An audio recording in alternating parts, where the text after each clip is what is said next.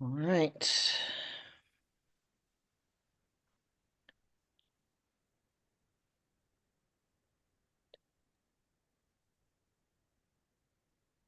Madam Chair, just so you know, we are live on the YouTube, so you're free to go when you feel like you're ready to Okay, go. I just was waiting to see if we got everybody on there.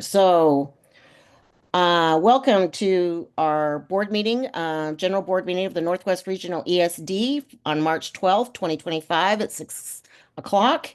I open the session and our first order of business is for the board secretary to call the roll, please.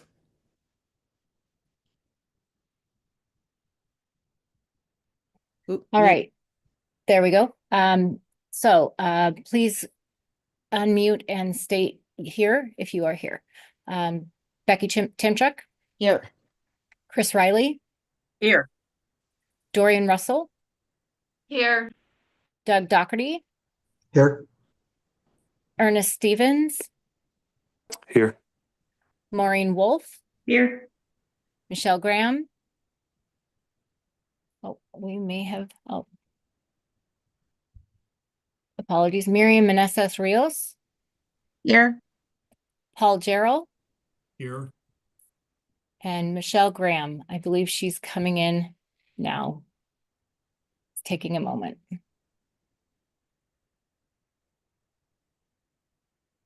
This will be one thing I don't miss when we're back in person next month. It'll be a lot easier to get through all these different things. Michelle, can you state you are here or not here? I am here. Thank you. Thank you.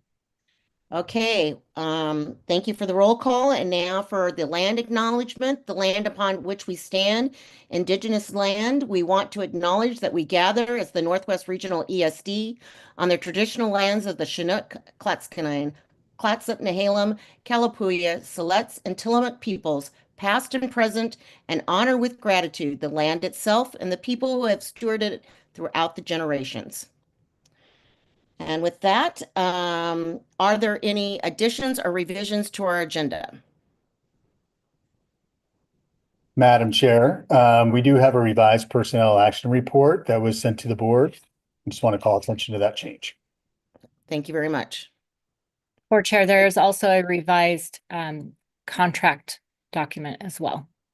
All right. So noted. Any others? All right. Thank you very much for that. We will open up from hearing from Superintendent Goldman. Chair is yours. Well, thank you. You don't really want to give me the chair. Yeah, I do. But really appreciate seeing everybody. Good evening, Madam Chair and the rest of the board. As you can tell through the length of my superintendent report this month, there's quite a lot going on. And of course, since I wrote that report last week, a lot more is going on. That's the nature of the world that we're living in right now. So I do plan to move through my report at a kind of a higher level and try to, I know the board comes prepared and has read the report and that you don't need me to read the whole thing to you. And there are some other things. So I'm going to kind of whiz through some of it. And if you want me to slow down or ask questions, please, as always, just do that. And I'm happy to stop or slow down. I did want to still start intentionally with the good stuff. So we have undertaken, this effort within the ESD to try to connect people up. We're just a really big geographic and also programmatic agency. We have multiple divisions of people who don't often get to work with one another. And sometimes, in our organization, it's hard to see all the different parts of it when you're in it. So we have this effort that we're calling Backstage Pass this year, and I hope the board's been enjoying some of those. They're super fun to do with our staff.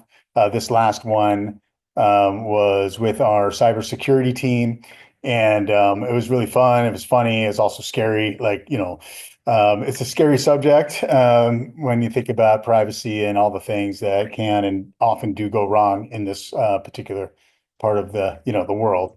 So it was really fun. I hope you're enjoying those. We're going to keep at it and try to highlight other programs as we go through the rest of this year and into next year. So put the link in there for your enjoyment. All right, so into some updates on the federal level.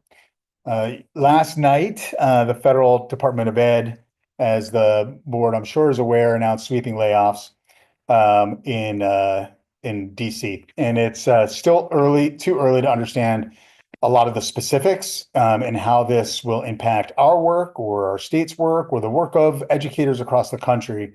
But the Department of Ed does play a critical role in the fabric of the United States education system, and primarily that's a role of protecting civil rights. It's a civil rights agency, and it is there to reinforce educational equity for students from all backgrounds and skill levels. So just some examples of the kinds of things, because I know, like, yes, education is a state enterprise, true story. The Department of Ed in DC also distributes Pell Grants, so students in poverty can pursue higher education. They enforce civil rights laws, like I was talking about, and protect students from discrimination. They are charged with distributing and supporting school districts to support kids with special education needs in the K-12 environment, and also in the birth to five environment, and also in the higher ed environment. And so it isn't just a small little thing going on in our world, it's a big thing. And we just don't know what the impacts are right now, and we don't have a lot of answers. It could take weeks, if not years, for us to fully understand these downstream effects. And some of it is probably going to be hard to measure nonetheless.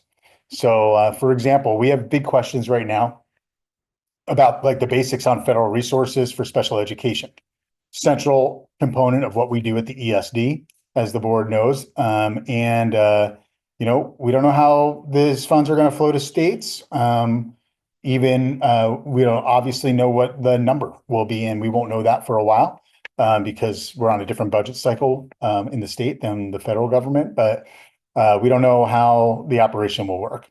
Here's a more niche issue, just to give a sense of the kinds of things that we're just starting to grapple with. We have about 3 million teachers, probably something around there across the country who depend on public loan forgiveness across the U.S.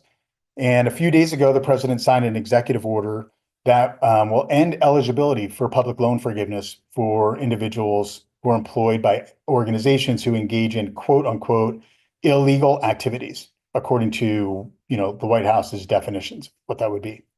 By some accounts, that has been interpreted to mean organizations that are involved in civil rights or public agencies that explicitly support diversity, equity, and inclusion. While from our current understanding, we would not be implicated at the ESD because we don't engage in illegal DEI initiatives. But we do wonder about the impacts of actions like this, especially further down the road. In the short term, what does this mean for current educators in affording their basic needs, who are depending on these benefits and relied on them as they probably made their decision to go into teaching? And in the longer term, could these moves further discourage people from even entering the teaching workforce? And how would we even measure something like that in 5, 6, 7, 10 years? So one thing we do know for sure, and I know for sure, it's quite disheartening for educators, for people who have committed their lives to other people's children, and that's what our people do here at the ESD and in our public schools. It's demoralizing. And I just feel for the people who are in this department, obviously, but also for public educators everywhere, as we are under attack right now. So in the meantime, I do want to convey to our staff at every opportunity like this and others that our agency here at the Northwest Regional ESD is committed to equity. And we are going to maintain our high expectations for work in this regard. In fact, equity in service provision is a requirement, as I wrote in the report. It's a requirement of us in the state law. ORS 334.005 codifies the mission of ESDs in the state law, and it reads, the mission of education service districts is to assist school districts in the Department of Ed in achieving Oregon's educational goals by providing equitable, high quality, cost effective, and locally responsive education services at the regional level. And it continues on, an education service district plays a key role in ensuring an equitable and excellent education for all children in the state. It's in the law. It's what we're about, and it's what we're going to do here at the ESD. And I know that our board believes in that, else we wouldn't be on this board. I know our staff believe in that, else they wouldn't be at the ESD.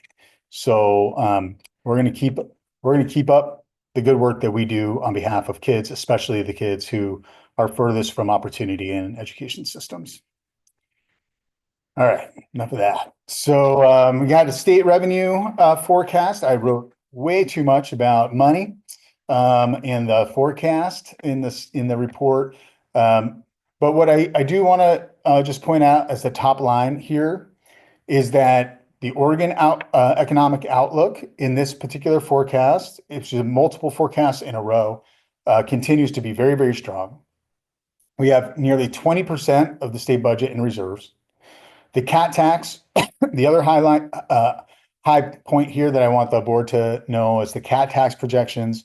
They have dropped a bit, and they dropped a bit the forecast before, the quarter before. And that's really important for us because that's the fund that funds the Student Success Act, and we have quite a few programs at the ESD that are funded out of that revenue source. And so I'll get to that here in a second in the legislative update. But other than that, the Oregon economy, up to this point, is otherwise in a very strong position.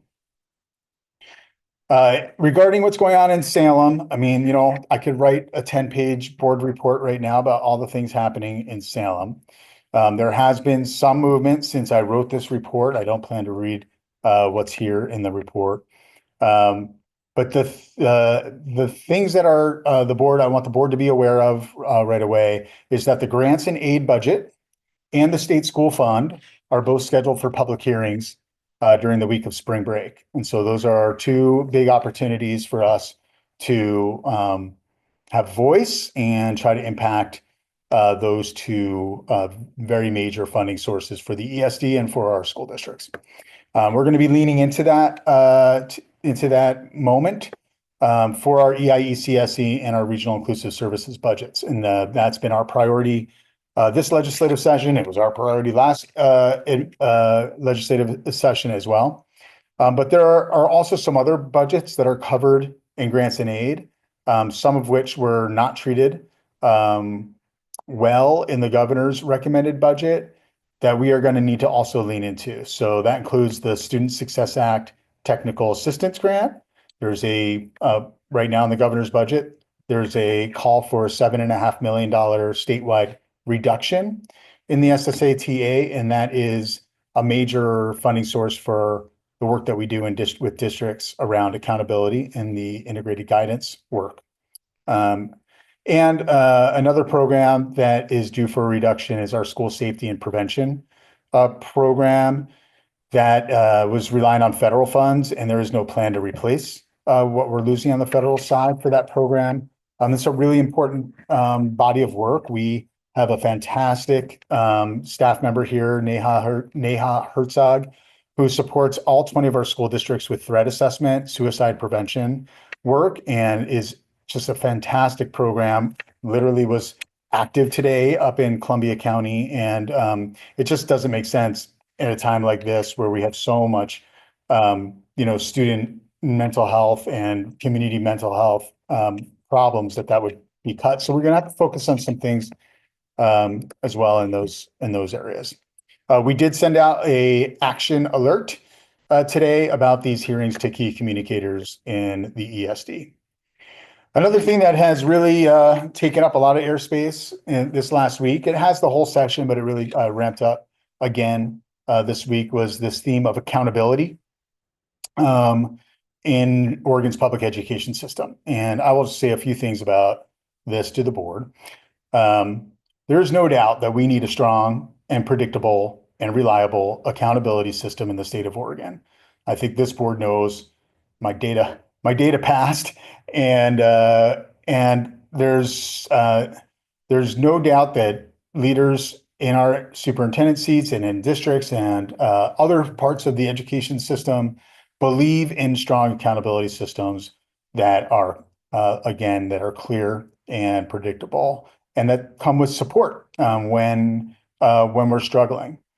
Our accountability systems in Oregon have been weakened over the years by multiple changes in the federal landscape, No Child Left Behind, Every Student Succeeds Act, and the like, and all the changing paradigms around that, but also in the state system. We have had multiple different assessments over the years. We've not actually invested in the assessment system that we have, and I would actually posit that our legislature has divested in our assessment system over the years, but still likes to use the results from that system that is invalid for many of the purposes that it's being used to judge schools. I think it's not fair, and I don't think that what people who say it's not fair are saying is that we don't have work to do for students to ensure that they are reading and writing and doing all the amazing things that we want our kids to be able to do when they leave schools. We want both. So I just want the board to know we're involved in these conversations at the ESD level, and we have some very good educators from our region who are on the accountability task force who are trying to help the system along to again be a good accountability system that supports school districts to support kids, etc. Okay. Good news, the local service plan was adopted and we received widespread approval from our school districts, which is very heartening. I want to again thank Directors Russell and Wolf and Timchuk for joining me in presenting the LSP to our district boards. I hope you enjoy it. I really do enjoy being with our school boards, and it is a great opportunity for us to not only talk about the what we do, but also to brag on the quality of services that our staff provide. One thing of note in the next LSP, in the 25-26 LSP, is that districts want us to use our state school fund resources to stand up more career and workforce services for our students across the region. So this next LSP includes an expansion of the career and college readiness programming in our core services. And that means what that means is our component school districts will have more access to more robust college planning services from the ESD, career technical education program planning and support from the ESD, and workforce development programming. For the past 2 years, our team here at the ESD has been working with our district superintendents and the district curriculum leaders and CTE leaders across our region to work across district boundaries and with other sectors like Tillamook Bay Community College out in Tillamook and others on how can we actually join forces across these disparate agencies to make a holistic opportunity for kids to get the kind of career opportunities in high wage careers that are meaningful in their home regions, and how do we get more kids those types of opportunities? So this is especially important work, I will add, in our rural communities for the ESD to be involved in. Isolated and rural and small districts have an incredibly hard lift here for very obvious reasons. They can basically, with a small school district, can have 1, 2, maybe 3 kind of pathway programs for students to really be in to explore. But like in a large district, there's like Hillsborough has over 20 career pathway programs, right? They have the volume, they have the kids, and then those kids get access. In our small communities, kids don't have access to that type of array, no matter what their desires are. So we have an opportunity to really try to build system here, and our districts have asked us to do it, and they've resourced us to do it. There's also this House bill that I wrote about that is kind of moving, kind of stalled, kind of probably not going to happen. It's called House Bill 3552. But even if that bill passed and the resources flowed to ESDs to be the career centers in their communities, our ESD would be far behind in being able to implement that quickly. It's simply not what our ESD has done over the years. And so the writing's on the wall. Our districts wanted to do it. The state, there's going to be a lot of energy in the next couple of years around this work, and Northwest Regional needs to scale up. And so we are going to be busy scaling up those services over the next few years, which is exciting and challenging. Okay, the last thing I want to two more things. EIECSC, I wrote about it in the contract, in the report here. And the regional inclusive services contracts both work like this. It's this procurement challenge that the board is sick of listening to me on. And I think everybody in the state is probably sick of listening to me on. But I just wanted to, I wrote a recap right here about the essential problem of us having to outlay over about $18 million in the last biennium just to pay our people without getting any cash from the state. We cannot do that. We literally cannot do that again. So after more than a year of working on this issue with all the state agencies, et cetera, and also contractors who aren't ESDs, by the way. So this affects Portland Public Schools and David Douglas School District, who holds some of these large contracts. ODE did unveil a plan. I put a picture of it there, just kind of a brief one. The plan does intend to get contractors paid by August 1st. There is no, and if they don't do it, there's a punishment. If they don't do it, X happens. This is probably the best we're going to get right now, because that's I don't think there's going to be much more teeth than this. They're going to try to work this plan as hard as they can. There is a lot of energy around this, and the governor has even called this out in her accountability framework that the department and state agencies need to get funds out to contractors more quickly. So our team we are evaluating this. I do plan to bring a recommendation to the school board in April around EIECSE and regional inclusive services in terms of us signing the contracts. We do believe that we will be asking the board to approve these contracts. It's work we absolutely want to do. It's critical for our kids and our communities. And we believe that we have a plan that we're willing to work with the department on. And the last thing is we do have a fundraiser coming up. Our foundation is meeting on March 19th. It's a great evening. It's really nice and well put on. I think last year we raised over $35,000, and it goes back out to educators to support them in doing the amazing work that they do with kids. So really hope to see some of you there, and it'll be a nice night. And with that, Madam Chair, I'm happy to take any questions.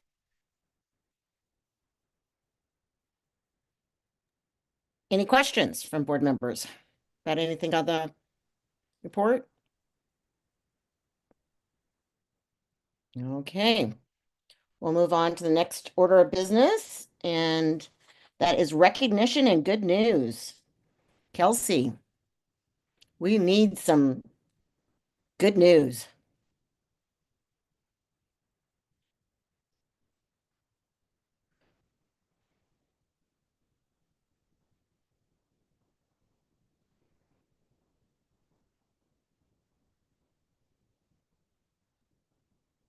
They are coming in. It's going to take a moment. Okay.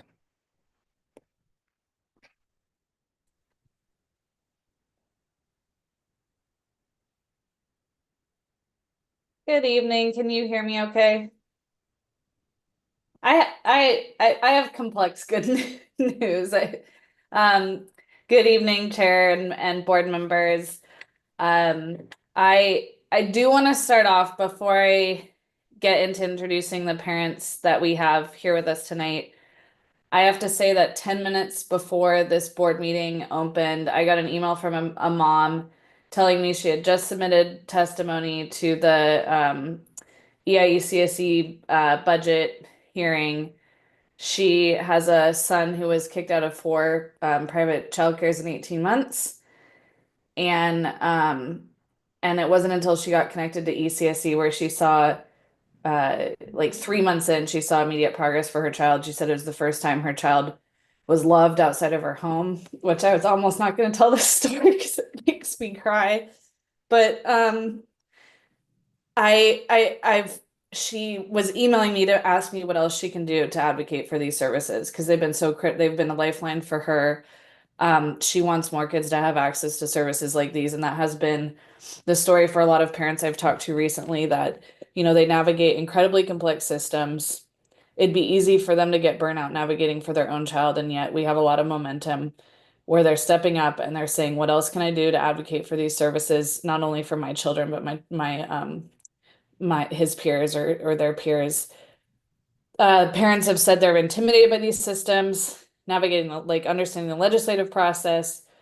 And the parents that we have here with us tonight, specifically the personalities who are leading this work, have been so critical to making families feel connected, supported, to take time to build relationships and create this network of parents across our programs to advocate for high quality services and just be a support network for one another. And so we've got 4 members of our leaders in our parent advisory committee that I want to introduce you to. But before I hand it off to them, we have a quick recap video of a couple weeks ago. We went to Salem. More than 70 parents, educators, and students showed up. We owe a lot of the success of this event to the relationships that the 4 parents you'll meet tonight have helped us build. And so with that, if we could it's a 90-second recap video, and then we'll get you to the stars of the show.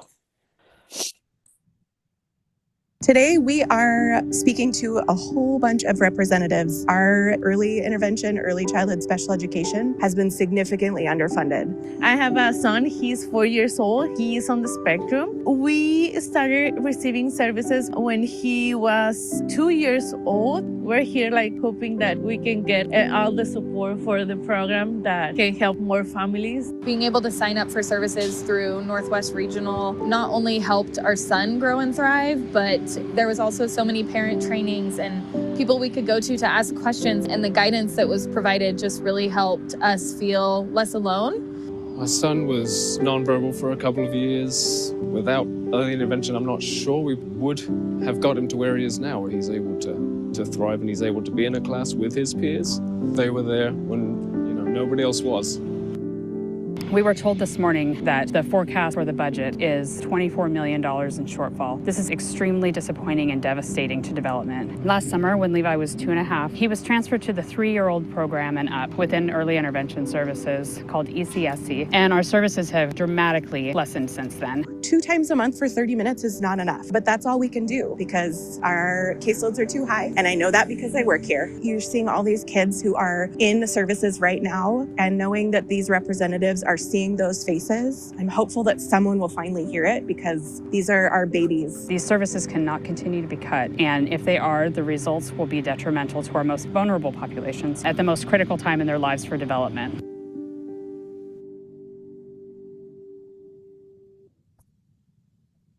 With that, I'd like to introduce you to, we have with us Katie, Nagar, Lisa, and Ashley from the Parent Advisory Committee. And I think they also have some slides and photos to share.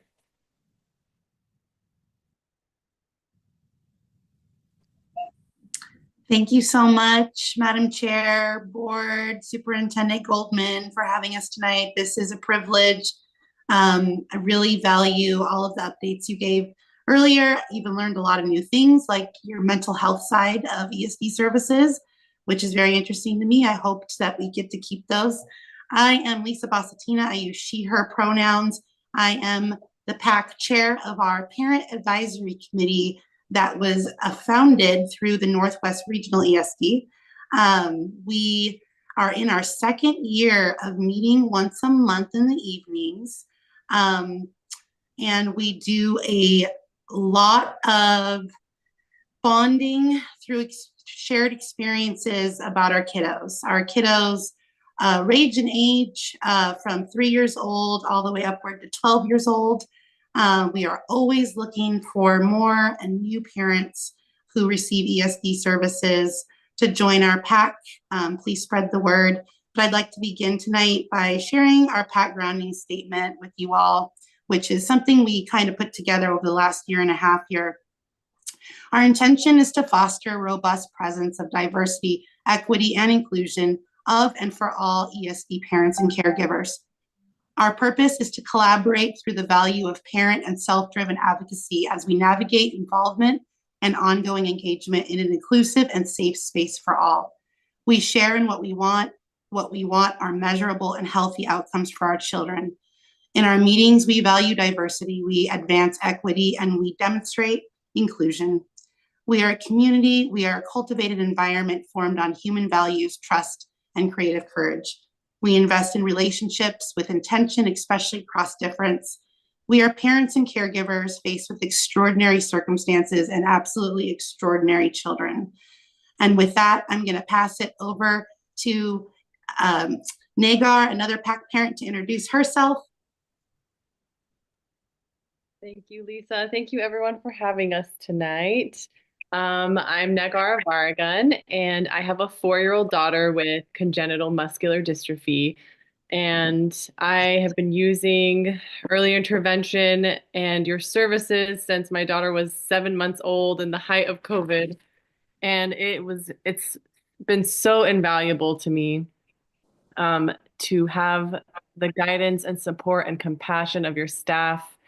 I really would be so lost without it. And I think PAC has just been an incredible addition because socially, I never felt like I had anyone that kind of understood what I was going through. And it's been so nice to meet different parents who I can feel safe chatting with and discussing things with, and also getting trainings about how I can be the best parent advocate for my child and for other children. And it's just a fantastic opportunity for all parents, and I'm really grateful for all of this. And we had a really wonderful holiday party where a lot of families were able to come together. And I had a few parents come up to me that were like, this is the first time we're seeing our kid interact with other kids, and other parents that were saying, you know, I'm new, I don't know, like I need guidance, I need support, like, can I join this group? So I think it's just really invaluable for all of us, and it's been a really great experience. Oh, yeah, holiday party. I don't know if anyone else wants to add to that, Ashley or Katie. Hi, yeah, I can just really quick. My name is Ashley Bennett. I have 2 kids. They are 6 and 3, Miles and Ada, and they both receive services through Northwest Regional. And yeah, it's just been wonderful to connect with other parents. Having a special needs kid is already isolating. Sorry, I'm emotional. Everyone knows when I talk, I get emotional. Yeah, having a special needs kid is isolating, and going through it all during COVID was also incredibly isolating, like Nagar said, and having a space where we can meet other people, get services for our kids and for ourselves to help us give our kids everything they can is been invaluable to us. And I just want to thank the board and superintendent. Hearing you guys speak today has been really reassuring, because it's been a scary couple days worrying about our kids' future.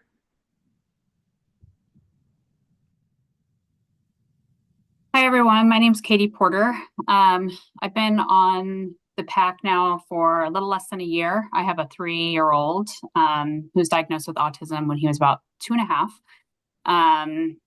Being on the PAC has been amazing, and it's just been a great opportunity to connect with other people. I'm kind of in the same boat as Ashley. It's pretty isolating, especially when you're new to diagnosis and trying to navigate everything.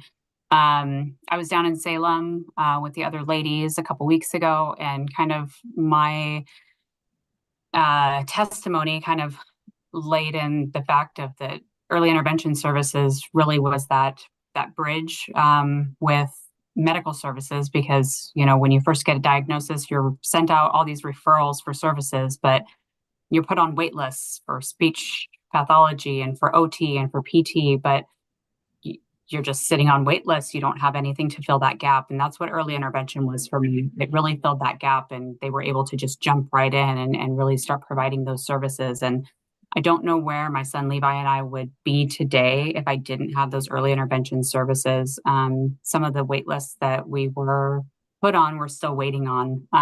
And so, if we didn't have those early intervention services early on, I don't know where we would be at today.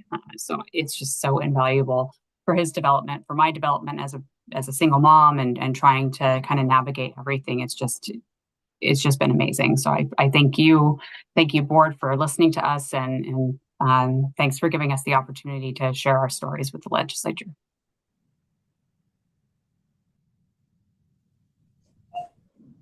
Thank you, Katie. I just want to reiterate how proud of these mamas I am, and special thanks to our big mama, Inger, who hooked us all up and made this all possible over the last couple of years. Has been working really hard to keep it all together. Forming a pack on Zoom is not easy, and it was such a flip of a switch when we all met and just like bonded in person, so much more than ever after the last couple of years. So bringing us together for our holiday party, bringing us all together for Lobby Day, we made some wonderful, wonderful memories.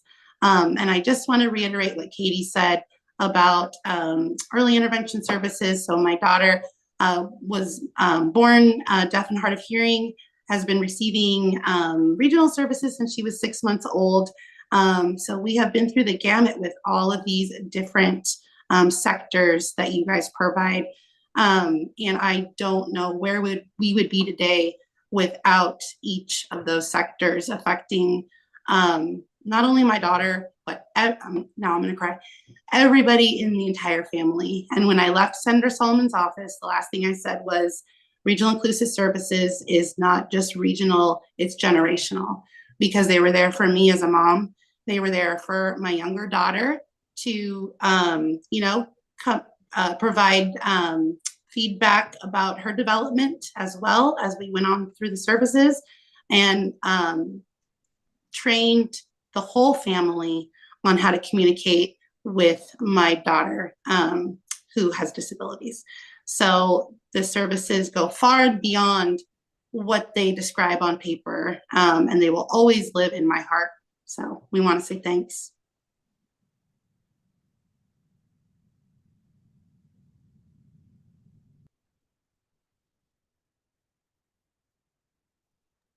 So Kelsey, is there anything else you wanted to wrap up with? I was just about to hand it off to you. Okay. If the board has any questions. Yeah, are there any questions from the folks that we're honoring? I just want to say thank you so much for sharing your personal story with us. And for me, thank you for reminding me of why I serve on the ESD. You are articulate, you are passionate, and just sharing your stories of your families and your students are just, why we do the work we do. And thank you so much for sharing that with us. And I'm glad that we got to honor your hard work. Any other questions from Maureen? Do you have your hand up? Yes. So guys, I can only echo ditto Chair Timchuk, and many of us have been to Salem to lobby for education from a board perspective, but to kind of expand on what Becky said, just sharing those stories and sharing them with Janine and some of these, leaders in Salem, to, as Chair said, bring those stories to life. I can't thank you enough for investing your day and sharing your experiences. And I guess my question, is what else do you want the board to know? I mean, these are tumultuous times. Dan did an excellent job of kind of, recapping what we know or don't know on a daily basis. And it's so disheartening and so maddening right now. And I don't know, you have all done an excellent job of articulating your experiences and the value of the programs, but just anything else you need us to go, advocate and fight for, if that's statewide or federal. But thank you. Really, that was my message, is just to say thank you for investing time.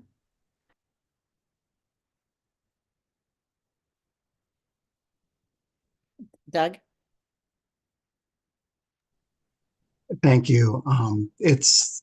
I've taken buses of parents to talk to legislators, many times over the years. And I can tell you, and you know this, they listen very differently to you than they do to administrators and others. I'm curious. Well, first off, I do want to say that your grounding statement, that's very good and it's very powerful. But I'm very curious, how are you being received by legislators? Are they listening? Are they taking notes? Are they telling you information that is supportive? Just curious. Thank you. So I was fortunate enough to attend 2 days ago on behalf of Regional Inclusive Services to the lobby day then, and then just went in the last week as well. A little bit of a difference in response to the grant ask. So what we received back was an answer of education is our top priority right now, or education is within our top priorities right now, was kind of the go-to answer. I don't remember getting that type of answer 2 years ago. As I recall, it was more of an assertive reaction. So I'm noticing a little bit of a difference for sure this year.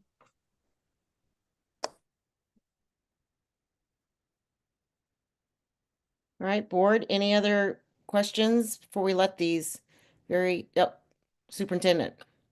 Thank you, Madam Chair. I know I'm not on the board. I need to be quiet sometimes, but first of all, thank you to the parents. Incredible. You're making me energized for the moment, so thank you. I also want to talk about Inger down there on my screen. She is a selfless creator of good things out in communities and is highly skilled and she's basically done an amazing job in the background, bringing people together and making them feel heard and empowered and part of something. So I just want to thank you, Inger, and thanks again to the parents. All right. Thank you so much for joining us tonight, and thank you for all of your hard work. And this is a collaboration. This is a partnership. This is something we're all in together, and voices raised is how we get this work done. So thank you so much. Thank you, board chair. Thank you, board. Thank you, superintendent. I will add and want to give a warm fuzzy to Kelsey. Kelsey, you were amazing. I feel like you planned 8 weddings in one day. That's my take from the perspective I received of you. You are a superwoman. And I think that the ESD hosting your legislative summit pregame was essential, and Kelsey was able to bring back feedback before we visited from our legislators of how they would like us to present to them our needs. And so I think everything flowed perfectly. And again, thank you so much. Yeah, we are very fortunate to have Kelsey as our head cheerleader, I tell you. So thank you, Kelsey, for all you do. All right, with that, we're going to move on to public comment. And Board Secretary White, I know we received one written public comment that you had attached. I don't know if that's something that we normally, because it's the first time I've seen a written, I don't know if that's something we read or if it's just something that goes into the public record, but is there anybody else signed up for public comment? Yes, we have one. We have Vanessa Hernandez here. She is in the room now. Okay, great. Let's have Vanessa join us. Hello, Vanessa. Hello. Hi, good evening. I am crossing my fingers. My internet connection doesn't drop. I was having a lot of issues yesterday, so someone just kind of give me a holler if I'm a little choppy. So just let me know. Thanks. All right. All right. Good evening, Chair Timchuk and board members. My name is Vanessa Hernandez. I live at 5480 Southwest Brendan Court, Beaverton, Oregon, 97005. That's in Washington County. As I reflect on this school year, I realize that many of you have only heard from me in regard to the licensed union, often in times of high stress, tension, and anxiety. So I'm here tonight to tell you a little bit more about myself and my journey as an educator. I am a queer, Latinx, disabled, neurodivergent, non-binary, bilingual early intervention specialist, a co-president of the Northwest Education Association, and the District 13 interim board director for the Oregon Education Association. My first connection with Northwest Regional ESD was back in 2015 when I was a Head Start teacher here in Beaverton. I believe it was the first year Head Start implemented inclusive classrooms and where I worked with a 4-year-old autistic child. This child was receiving services from the ESD's Early Childhood Special Education Program, and that's when I met Felicia Miller, an ECSE teacher, and Eileen Healy, an ECSE speech therapist. They saw my potential and encouraged me to work at Northwest Regional ESD's EI ECSE program. In 2016, I enrolled in a master's program at PSU. As part of my teaching practicums, I was able to reconnect with the ESD and had the honor to be mentored by EI ECSE's teachers, Molly O'Hara, Deb Sabatini, who's now retired, and Elsa Young. Before graduating with my master's degree and preliminary teaching license, I applied for and was hired as an early intervention specialist at the Beaverton Early Childhood Center. I am now in my 6th year with the ESD, although it feels a lot longer, and still working with the same team. As an early intervention provider, I wear many different hats. I'm a service coordinator, service provider. I provide parents and caregivers with a variety of resources as needed and information about child development. I also provide a lot, and I mean a lot, of emotional support to many, if not all of the families I serve. Providing services in a family's home is such a wonderful and unique experience. Families welcome me into their home, where I get to meet the child in their most natural environment, and also allows me to get to know them on a different and very personal level. As a bilingual and bicultural provider, I work primarily with Spanish-speaking families. It's such a great connection for me when working with these families and being able to relate to them culturally and linguistically, and they often begin to feel like my own family. It was really great to see and get to connect with one of the parents I worked with, Carla, in Salem a few weeks ago, and it was really great to see her again in the video that Kelsey just showed us tonight. I was her son's EI provider and helped to transition him into the ECSE program. Currently, more than half of my caseload are Spanish-speaking and/or bilingual families. One of the children I'm working with is a 1-year-old little girl who I've known since literally she was in her mother's womb. I previously worked with 3 of her older brothers, so that's 6 years of working with the same family. It's been amazing. Working with children birth to 3 with developmental delays and/or medical disabilities takes a certain type of person to do this work. Most of us are highly sensitive people who proudly wear our hearts on our sleeves. As you have heard from some amazing parents tonight, the families we work with need people like us. Many of the families who begin EIECSE services are going through very rough, difficult times and/or experiencing difficulties in navigating several different systems that were not made for their child that doesn't fit into the norm development.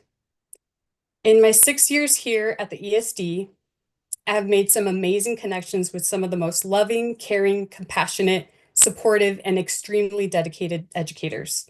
These educators are changing lives every day, one child, student, and family at a time. I'd like to end by personally inviting each one of you to join me on a home visit and experience firsthand the hard yet extremely rewarding work of an early intervention provider. Thank you. Thank you so much for joining us tonight. Appreciate your comments. All right, with that, we move on. Any other public comment? And we have in the public record the written public comment that we have. Yes. Yep. Thank Thank you. Okay, with that, we move on to the consent agenda. Do I have a motion? Chris? I move we approve the consent agenda as presented. I'll second. It's been properly moved and seconded that we accept the consent agenda as it's been presented this evening. Any discussion? Seeing none, I'll call for the question. All those in favor signify by saying aye. Aye. Aye. Any opposed? Motion passes unanimously. All right, next order of business, we're going to start our reports and discussion. And first up is the strategic plan report. Brian?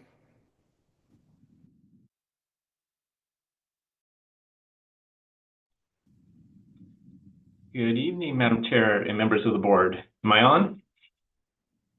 All right. Sorry, it's a little disorienting. You click the button and you disappear for a minute. So, well, it's my pleasure to come to speak to you today about the strategic plan and our progress that we're making on that plan. As we've heard already in today's meeting, the services of the ESD cover a wide breadth of services and departments, both the districts and students directly. And so this plan will, or what I'll present to you today, will be a very high level overview of that. If you go to the next slide, please. The strategic plan, as you know, sets the direction for our organization, right?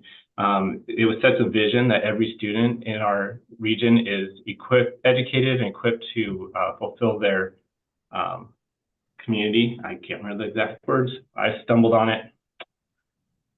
Let me read it. Every student is educated, equipped, and inspired to achieve their full potential and enrich their communities. It sets that direction, and then through the strategic plan, sets out how we're going to get there. We have collective commitments that are the broad categories of work that we believe are important to get there, and then lays out specific strategies. And as we do that, we would then continue through the different areas of support that are provided by our action plans, how our leaders are organizing their work and their staff goals, and all of that's going to point us in the same direction and enable us to really achieve great work. You go to the next slide, please. You can always see the full strategic plan on the website. It's linked there. It's also available underneath the menu of the About, and you can read each of those strategies that we're going to talk about in a very high level today. Next slide. Oops. Don't click the link, please, but oh, there you go. But that's where the strategic plan ends. It sets a vision, the collective commitments, and the strategies underneath it. And if you'll click a couple more times, from there, it actually leads into department action plans. Each of our departments has plans tied to specific strategies. And within those plans, they lay out the specific actions they're going to take to move that work forward. How are they going to improve those services that they're providing? How are they going to build the relationships that we need with community? Those sorts of actions. And that is all the work of the action plans in our departments. You click on the next slide, and we come back to that regularly. We check in on it at our administrative council multiple times throughout the year. And then twice a year, we get together and we do what we call the stock take. And all the members of cabinet review what their department work looks like and present that to each other. And we take a look at that and assess how we think we're doing as an organization. And that's what I'm going to present to you today, is that assessment. Go ahead and go to the next slide. We are monitoring data on, I wrote it down, I believe there are 86 metrics right now. And this is just an example of one. I wanted to show you that we are monitoring, in this case, it's the work of our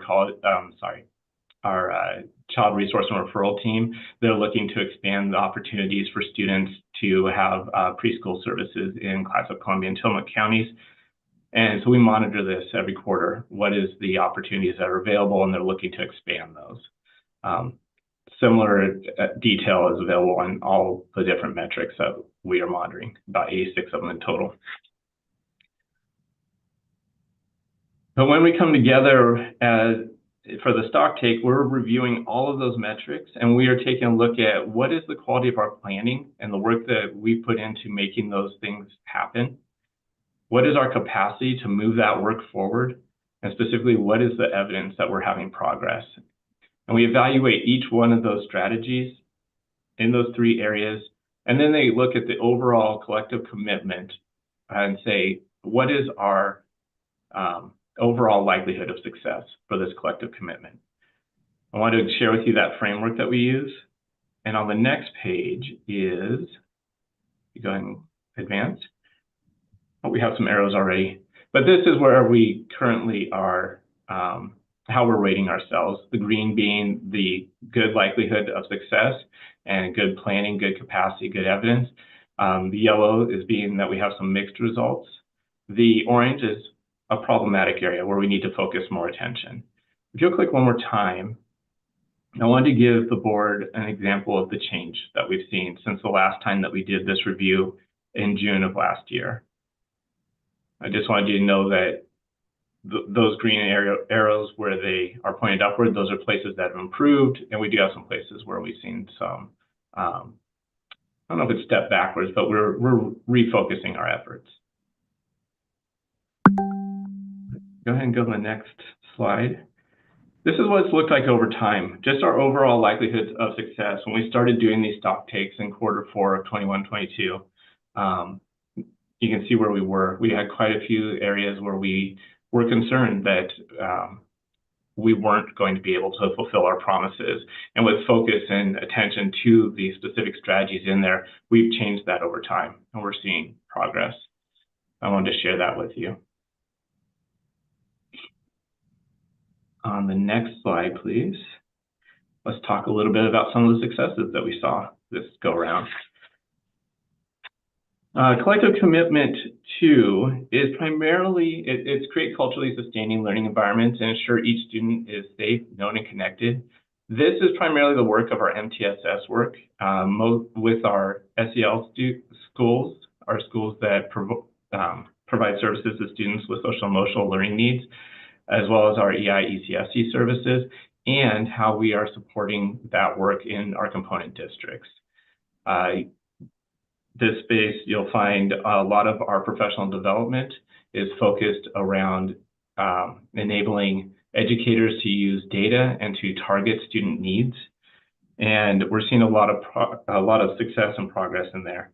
The example that I've shown here is just in our EI-ECSC program. They're evaluating their progress with MTSS rubrics. They're doing spot checks with individuals about how they're using data to inform what the students need and monitoring their progress. And they're seeing a lot of growth already this year as they dig deeper into that with their teams. On the next slide is another collective commitment. Collective commitment 5 is about developing authentic, reciprocal, and inclusive partnerships. This is where things like our parent advisory committees, also the way that we engage community and co-development of things like our action plans, or the way that we support our school districts in the region with co-developing their integrated guidance plans.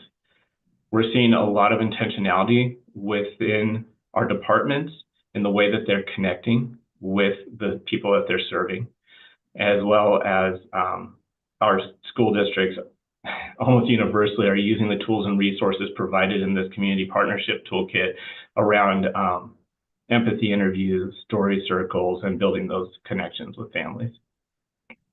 And we do have good structures to maintain that momentum. Next slide, please. Did have a couple areas for focus that I wanted to call out.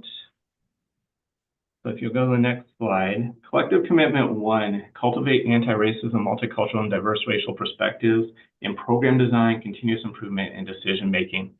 This is an area that primarily touches on our equity and family partnerships and our human resources. We have teams that have really clear goals, and they're actively monitoring data related to things like our equity trainings and our policy reviews. At this point, we've had 18 different equity training opportunities or series available to folks. We've had 150-ish, I think it's 148 people attended. We're monitoring that and we're seeing growth in that, and we're really pleased by that. But some areas that maybe we could do more, or we have some areas to grow, is around engaging our component districts in those opportunities. We found that a lot of our staff are attending and able to attend, but we're not seeing as many people from outside of our organization attend, and we want to make those available. They are available to folks. The HR measures, we do have some really good measures aligned to best practices, things around retention, top turnover, but we need to establish some more monitoring feedback loops. We have really great plans around hiring protocols. There's a new hiring protocol and expectation of implementation, but we need to do some spot checks on how is that actually being implemented. And then it says onboarding process there. There is an intention to talk to new hires at 60 days after their onboarding and get their feedback on how that process went. And we just need to work those muscles, build those muscles around doing that work. On the next slide is collective commitment 4, utilize culturally sustaining research-based practices for designing and delivering instruction. I went back and looked at this one. I have to say it's mostly green. What we called out was the fact that even though we're monitoring our goals, we're seeing some backslide, and it's primarily around funding. We had inclusive opportunities for students. We had to cut some of those back, but thanks to our teams changing up the ways that they're working, they're able to backfill some of that. And it's not been as drastic a change as we expected, but it is putting more pressure on our educators to provide those services in the most inclusive way that they can, and we are seeing that we can't always provide them like we were before.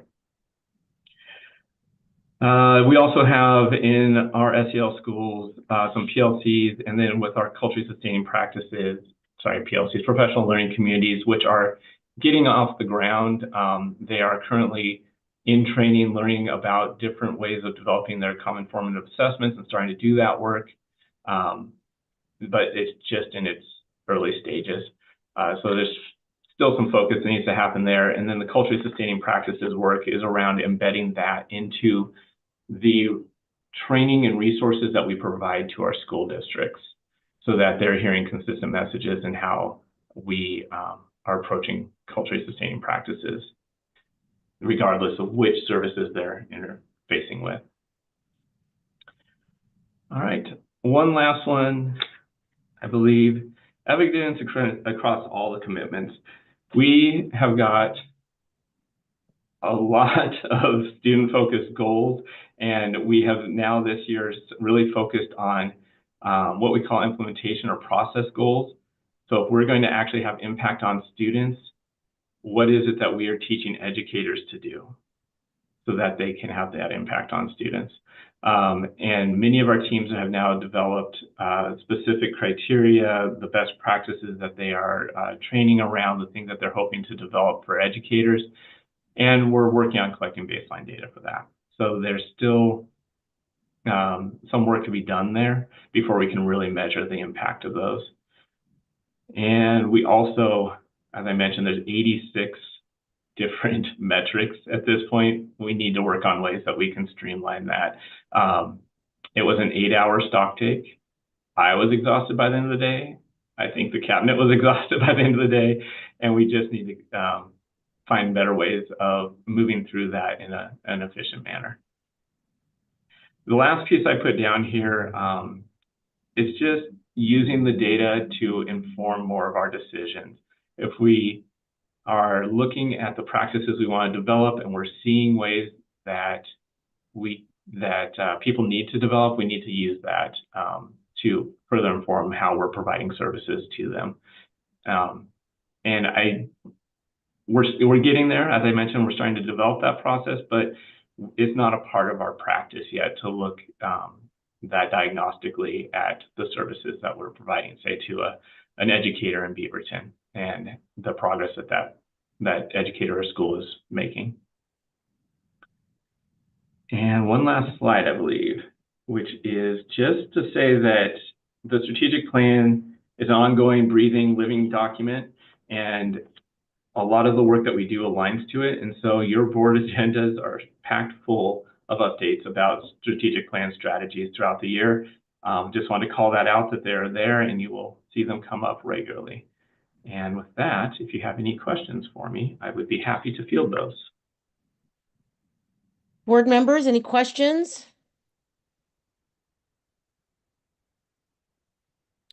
I'm just going to make a comment. It's an overwhelming amount of information for our board to give feedback on, because it's just work that you guys are living with. So I was very happy to see that you were talking about maybe some streamlining, because if it becomes, strategic planning, if it becomes too much of a chore, people just tend to tune it out, except for those who have to. And we don't want that. We want everybody, on board and kind of rowing in the same direction. So I'm glad that you're doing your own self-analysis before the year is even over of how to best streamline some of that information. But thank you so much for that detailed report. And Superintendent, you've got your hand up. Thanks. So just a couple of things. Number one, the board about a year and a half ago, I think, took a vote to extend this particular strategic plan period for an additional year. We had a pandemic in there, and so we needed a little bit more time, as Brian showed you the growth over time, to get ourselves refocused on the important work at ESD. So next year will be our last year in this particular model. And so we'll be doing a lot of work next year to reevaluate kind of the things that you're talking about, Chair Timchuk, the scope and the breadth and all those things. One thing that is interesting at the ESD, like we have over 100 different funding sources that are discrete grant and aid kind of sources. And one of the reasons why the plan can end up looking like 86 metrics is that we try to make sure that people can see themselves in the strategic plan.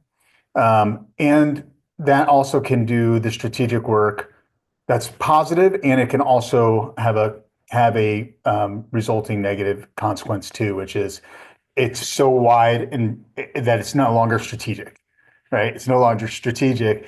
The action plan process that we've connected up into this was a critical feature of making it strategic for those teams.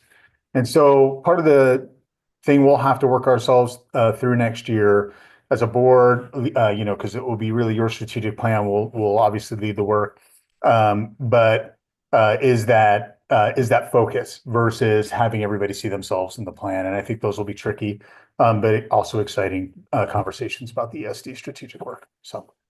Thank you. And thank you, Brian, who, he leads our stock take process. Nobody else was tired, by the way. It was only Brian at the end of that 8 hours. But good job, Brian. Great. Thank you again, Brian, for joining us tonight. All right. Next report up is the Antioch Early Learning Center project update. Jordan.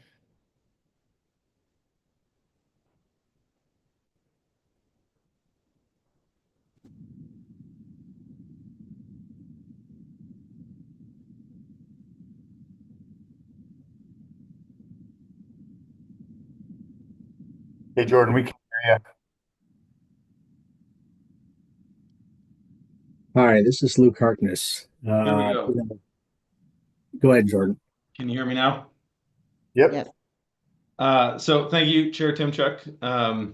And I just want to say I share your excitement for being in person next month. I'm fine with a Zoom meeting, but I do always enjoy seeing all of you in person. And so tonight I'm joined by Luke Harkness from Wenaha Group. And Luke is going to be the star of this particular show. I'm excited to share some some positive information about EIECSE, in addition to all of the positive things that we heard earlier from our parents, which also got me emotional. So I'm just going to give it over to Luke because I'm still trying to get myself together here. So Luke, please take it away. Yeah, actually, do you mind if I share? I've got some updated pictures from Todd today, and if it's possible, I've got some updates to our meeting Go ahead, Luke. slides here. So let me get that from my angle here. There we go. Is everyone able to see my screen now? Mhm. And apologies, I just changed our name to the official name now that we have that. So construction, we're wrapping up right now. In fact, tomorrow morning, I'll be over at the site to do a second punch walk for the first floor. So we are working steadily to get that work done. Substantial completion originally was on 131. We did have some delays to the project, had some health issues that happened mid-project for key players, and so there's some work that we've been catching up on recently. But Todd and I have been working steadily together to make sure that the furniture and staff move-in would not be impacted. I know Todd's been out there literally every day on site, making sure that everything is cleared for his move-in planning.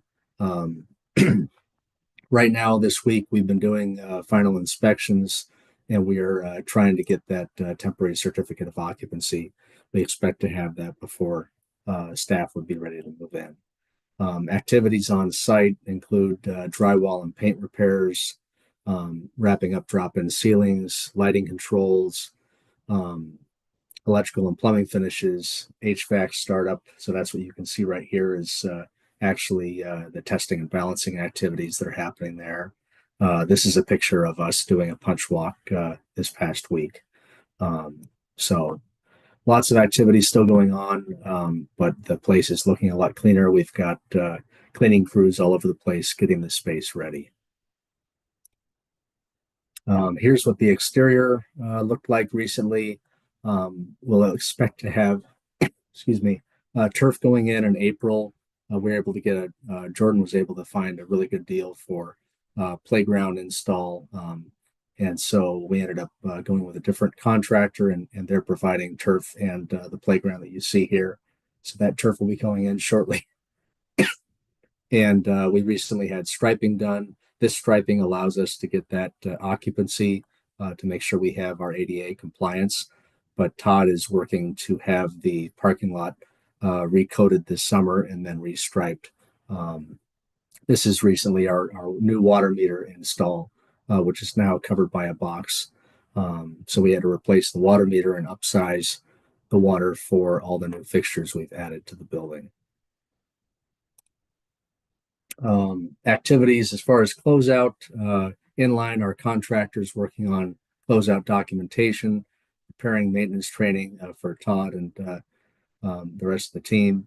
And then we'll make sure that we have attic stock and spare materials for the ESD to manage the building going forward. As far as budgetary activities, we've been having regular meetings with Jordan and Todd to go over all change orders during the project. We are at this point breaking out those costs and verifying what different categories those would fit into. So ultimately, Jordan and Todd and my colleague Karen and I will be sitting down and finalizing a report that determines whether this was an existing condition, something from the jurisdictions that we're working with, a design error or omission, or an owner change during the project. Jordan, are there any comments on that process right now? I'll just say that we have our final bond oversight committee meeting. We will be meeting at the site next month, not next month, I think next week. And we will have this report available for the bond oversight committee. And of course, Chair Timchuk, we will share that report with you as well. The majority of the change orders on this project have been not owner changes, but where we have had owner changes, we've talked with the board about that. For example, purchasing the new furniture for the building. But other than that, there's been a lot of jurisdictional things, things that just got missed in the initial building evaluation with our architects and engineers. And then unforeseen conditions that happen. So we're going to break that out so that the board can see how those things occurred and why they occurred. But I think the overarching message that I want to share with the board is that Wenaha has shared with Todd and me that the change orders that we've experienced throughout this project were under 10% of construction project cost is in change orders, and that is very much in line with industry standards. So I would say overall it's been a very successful project. We knew we were going to have some change orders along the way. That's how construction projects go. I think Wenaha and Todd have done, Todd Hendrickson, our facilities director, is who I'm speaking of when I say Todd. I think they've done a phenomenal job managing this project overall. Thank you, Jordan. As far as move-in startup, is Todd with us tonight or no? I don't think he's joined us. But I can go through the slides that he shared here. So he's been working I on am just inviting him into the panel. Apologies for that. Oh, thank you.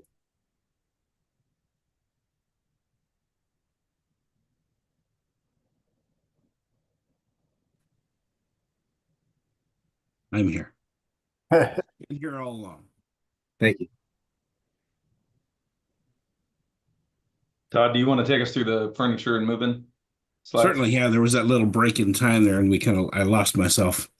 Furniture install is happening right now. Quite a lot of activity and a flurry of movement going on both floors. We anticipate finalization of all of that furniture install by the middle of next week. So we have a phased move-in, as you can see written on there, where we'll have folks coming in March 31st and move on through. Okay, and we have some floor plans here. So this is our first floor. So all the furniture that you see in these different conference rooms and so on, that is new and provided by Todd and his team. This is, again, in the darker ink, you can see quite a bit of new cubicles that Todd has been working on getting installed. Todd, any comments on cubes here? Oh, the vast majority of our acquisition furniture-wise is for cubicles and office furniture as well. We have some large training rooms there, which are going to serve us very well, I think, in the future. And we will be fully furnished with those items as new items. We didn't want to take anything from elsewhere. We wanted to add to our stockpile as much as we could. We were able to procure all those with a bunch of good discounts. So that's all I'm going to say about that. We did a good deal. So. Okay, and here are some of the cubes, and we've got some different sizes here as well. So this is one of the larger models.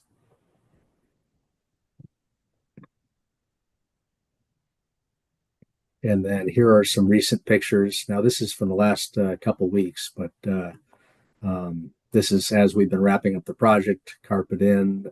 We've got wall protection in a number of areas. This is one of the upstairs restrooms, offices that were shown earlier. Again, some of those spaces. This is all upstairs. And this is the new mural that's happening downstairs, which is actually far progressed from here at this point. I'll be out there tomorrow and can take some new pictures. And then Todd, you took these pictures today. So here's some of our new furniture in the space. Yeah, as you can see on the top center, that's one perspective from point of view from in a classroom from the casework, and the opposite is from the wall there with the windows. So kind of gives you an overall idea of what all of the classrooms look like. They're pretty much identical. Not sure why I included the hallway, but there's a bare hallway. Beyond that, down on the left corner, that is our meeting room. As you can see there, we have a multitude of chairs waiting for their space when those cubes and offices get finished. And then all the way on the bottom, you'll see some of the progress we've gotten for the cubes. So. Yeah, so the space is it's looking sharp. So any questions about our progress right now? It's been longer than I think we all wanted it to be, but we're working hard as a team to get through the end of the project here, and I think the district's going to be very pleased with the new space. Board members, any questions? I can't see everybody. Here, I can stop my presentation here. Paul. Thank you, Chair Timchuk. Being engaged in a building project of my own and part of my day job, I just know when you get to that point where you start moving in furniture and you really see it come to life, and you can imagine activities happening in there. It's really cool. So I'm sure I haven't been along on this journey through the whole project, but it has really been nice to see it come to life. So. Good work, everybody, and actually, we work with Winnaha on our project as well. So good job, Luke, on the work that you all are doing there. So very nice. Yeah, my colleague Kieran is working with you right now, and he's been visiting our site regularly. So great, yeah, he's a good guy. Good partnership. Any other questions? Well, I've got one, and everything is so positive, and I know staff and folks don't like to usually say anything negative or not optimistic when with a board, but I'd like to ask any one of you fine gentlemen, is there anything about this project that's keeping you awake at night? I wouldn't say anything keeping me awake at night. I think in hindsight, there are some things we would have done differently. But primarily what I will say is the initial building evaluation is where we should have invested more in the initial building evaluation, and it would have helped further down the road. What I can say is we've done a thorough review of all of the expenditures related to that, and I don't think it would have changed the cost of the building in any way. Probably would have just changed the overall level of frustration that Luke, Todd, myself, our contractor in line, they've done a phenomenal job. But when you find these things throughout the course of construction, it's always a little harder. You don't know if it's going to impact your timeline and your budget. And so I do think a little more investment early on in building evaluation could have saved us all a little heartburn and sleepless nights along the way. But overall, I don't think had any material impact on the overall project and the budget. And as we see the building coming to fruition and we get ready to welcome families in for service, it's not just that we're like painting the whole thing with rose-colored glasses. It's that we're at the point in the project where we're actually wearing rose-colored glasses. So there have been some lessons learned along the way, but happy to be in the home stretch here. Great. Yeah, Becky, there's not a single project that doesn't involve some battle scars or lessons learned. And usually those come of, if we had done this investigation, if we had invested, in this or that activity early on, we might have saved this bit of grief. But you sometimes only learn that after going through some of that grief and activity involved in correcting it. So, but overall, it's been a great team to work with, and I would invite any opportunity to work with the team again. Well, I think we're all excited to see the finished product and be able to walk through, and we'll even be more excited when our staff and our families and our students can be in this beautiful new space that you folks have worked so hard on. So thank you very much for bringing us the update tonight. Thank you. All right, with that, we'll move on to our next order of business. And when I first looked at the agenda, I thought Al in education. I didn't know who Al is in education, but I do now see that it's AI in education. That makes a lot more sense. So Stuart, take it away. Thank you, Madam Chair. I appreciate the opportunity to be here tonight and going from new buildings to new technology. And I just want to note for the board that I think I drew the straw in this presentation because this has definitely been a team effort, especially Megan McCarter. I can't thank her enough because she's been my partner in crime on a lot of this. And so what I share is not just my work, but hers. And so I'm really excited to talk about that with the board tonight. Let me put my other hat on for a second.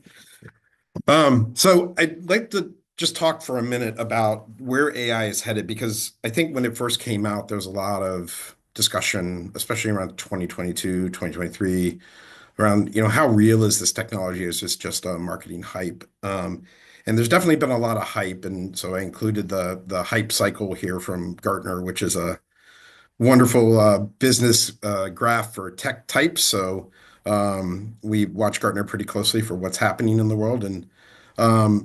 And what's come clear in the past year timeline is that the hype is very real. It is a transformative technology in a way that I don't know that we have seen since probably the internet's first started catching on, and maybe even more powerful than that. I just want to note that this quote I pulled from Gartner, the organizations be wise to place considerable attention to the areas surrounding AI, like governance, risk, ownership, safety, and mitigation of tech debt. And I just want to note that because so much of the work in AI can fall on the tech, but a lot of it is also in the surrounding processes that build up and support that technology and its use with staff. And so it is really critical that as we walk through this, it is a journey not just taken by the technology shop, but something that is brought along with everybody on board, because it does change a lot of ways that folks can work. I was searching for kind of where AI was headed in education, because there's a lot of different opinions on this.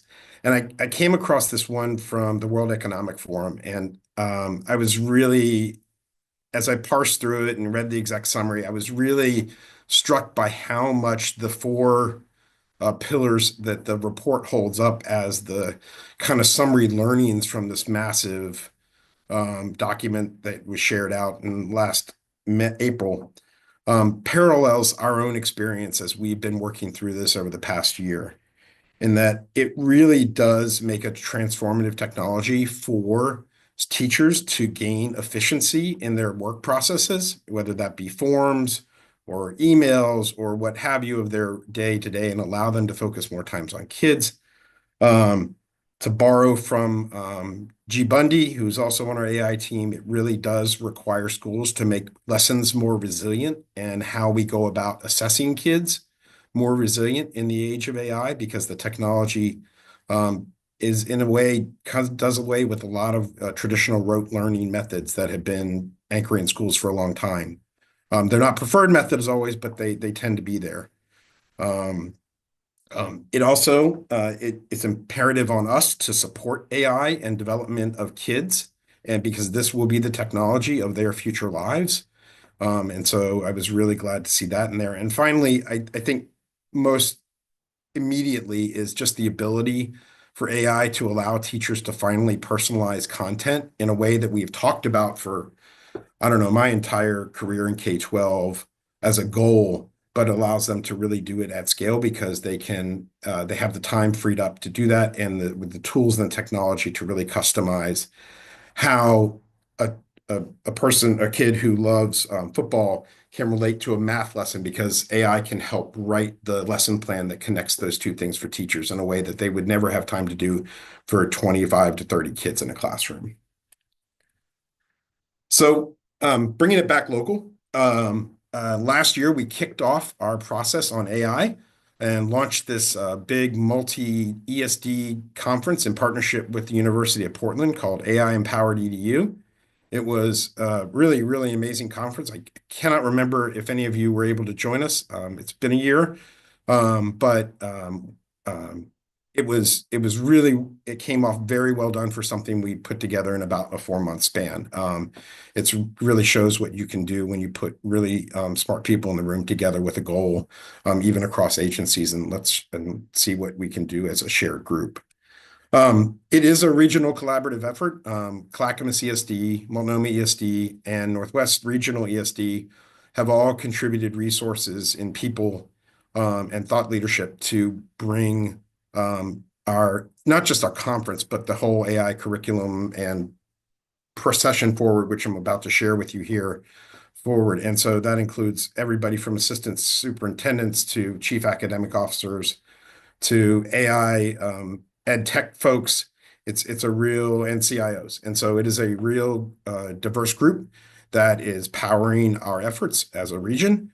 It starts at the conference, but then continued through the year with a series of professional growth opportunities for educators, not just within the ESD, but beyond, and ideally in the district. All the credit in the world goes to Katie Tibbs, G. Bundy, for their leadership in this effort. They have secured a grant from the Oregon Department of Education to reinvigorate the EdTech cadre, which is an EdTech learning community of technology-focused educators, and they have been highly focused on AI this year. In addition, they pulled together an AI Innovators Forum, and that's been meeting quarterly online. And some of the content coming out of there is just, out of both of these exercises, is just amazing in its scope and scale. We have presenters from student groups to G in there with his resilient lesson planning, to AI frameworks from Encode Justice, bringing an equity lens in there, to breakout sessions listed there, which include contributions from our component districts.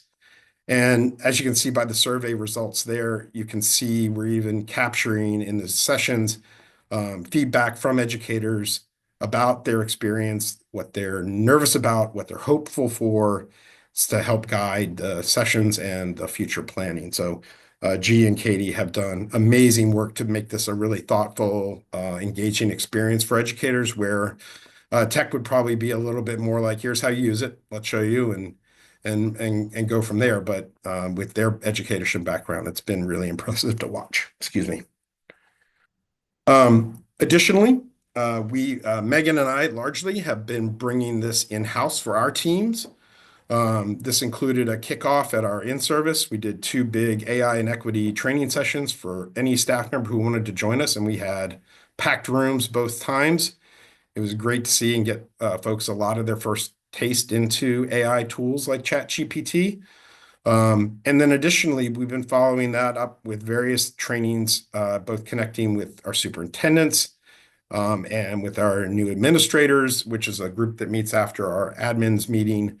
I got asked to step in and help with the gap in OASBO and did a training down there. So we have been pulled ourselves all over the place in terms of making sure that we can not only spread the thought process around AI and how we're approaching it, but also help bring up our own team's strengths around usage of AI and make sure that they are ready. Because I think Megan looked at me one time during our last training here last month, and she said, you're with me, right? That we believe that we need to adapt, because this couldn't really change the way we work and maybe even replace us. And so we want to make sure that we are on the forefront of this. And I absolutely am. And I was so appreciative of Megan voicing that, because it really is a transformational technology. And I really appreciate her leadership in helping us push this forward all through the year.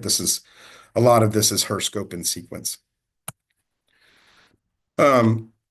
So what's next for us? We started working on an AI plan over the next few years. We are going to invest more and expand our adoption of ChatGPT as a tool and make that available for administrators so they can push the usage of AI deeper into their teams. Work on with them around custom GPTs and how that can accelerate some of the more rote work they do in terms of forms and repetitive tasks. And start working with some of our programmers in tech around how we can look at and embed AI in the applications that we build for both the ESD and for school districts. We've been building a list of AI tools that are approved and good for both data privacy practices and also good for kids' data. And so we imagine that list will grow because, my gosh, there are so many AI apps out there being sold right now. It's almost impossible to track. We're growing AI literacy in the district leadership, so we continue. I believe that the EdTech cadre will continue into next year, and the intention is to continue the Artificial Intelligence Innovators Forum as well. So that district leadership growth will continue. And it would go without saying, because it's coming up on May again very soon, we're running another conference. So May 13th, I want to extend an invite to you all to join us at the University of Portland. We will be running the second in the series of the AI Empowered EDU conferences. Some of the best speakers from last year will be returning again to join us and lead us off, in addition to new sessions covering the entire day. And so we are very excited to be able to bring this back and hopefully make it an annual tradition to center up that conversation within the Portland metro area and for our districts. So with that, I will stop talking. I've been fighting a cold, so it's good. I haven't had a coughing fit yet, and I'll take any questions that you have. Thank you. Thank you, Stuart. All right. I would have to ask ChatBT to give me some questions to ask you, but instead I'll see our very smart board here. I bet they have questions. And I see Ernest, hand up. Ernest, the floor is yours. Absolutely. Well, I am so excited to see this work. This is amazing. I think you already know that, this is the focus of my doctoral work. So I'll be more than happy to lend a hand on any trainings or anything that you might need. So please feel free to reach out. Yeah, really appreciate that, Ernest. We will. Thank you. Board members, any other questions for Stuart? Dorian and then Maureen. I just have gratitude. Sorry. Sorry, you know what? I think our names are kind of that in. So I'm not sure now, Chair, if you said. I said Dorian, Maureen, but it does. Go right ahead. I feel like we're at a four-way stop now.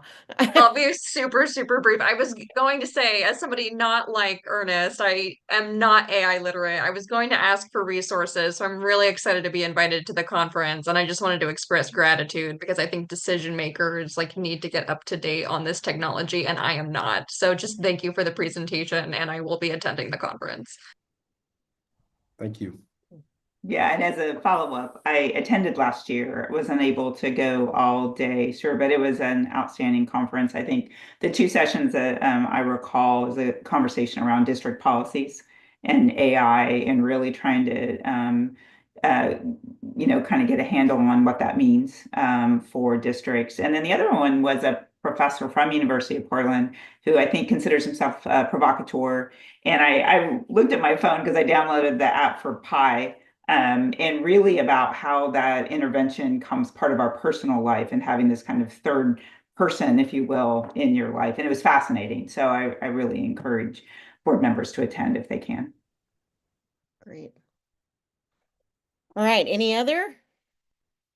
Well, again, thank you so much. I'm sure we're going to be hearing more about Al in the future. So, there we go. Okay, next up we have proposed policies, AC, GBN, and JBA. Debbie, you want to go over the proposed policies with us?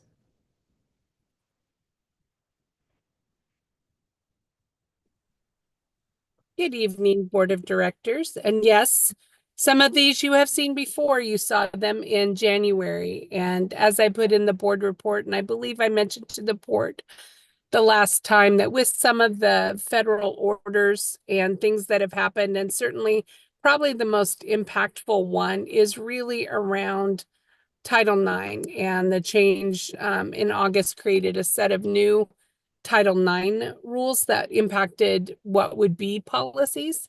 And then that was rolled back, and certainly the information about the court decision that was made on January 9th does mean we need to reverse the language in some of the policies. That being said, I do want to assure the board that just because the language has changed does not in any way, shape, or form mean that we don't still take care of people and ensure that no one is discriminated against or treated unfairly within the, kind of the ESD programs and the work that we do with our students, families, and staff. There are some things that changed. One of the recommendations was to withdraw the, for example, the policy regarding pregnant students that we looked at last month. That one, because of language, reverts back to 2017, but it in no way means that we don't still look out for those kiddos and how they come to us and make sure that they're able to access our programs. And so the policies that the board adopted in January, I provided for the board back to the original proposals that go backwards, and hopefully gave you enough detail to be able to consider that as a recommendation. All right. Any questions on any of these policies and the reason why, or any more definition of the language changed? Okay, we'll look forward to seeing those for final reading, but thank you, Debbie, for being on top of that. All right, Superintendent, administrative reports. Thank you, Madam Chair. Again, really fantastic reports. There's obviously a lot of legislative through lines through these reports and the work that people are doing to try to secure funds for especially kids with special needs. So happy to take any questions that people might have in these reports. Any questions for the superintendent? Any questions on the administrative reports? All right. With that, we'll move on to action items. And first order of business is to approve the February 2025 financial report. Jordan?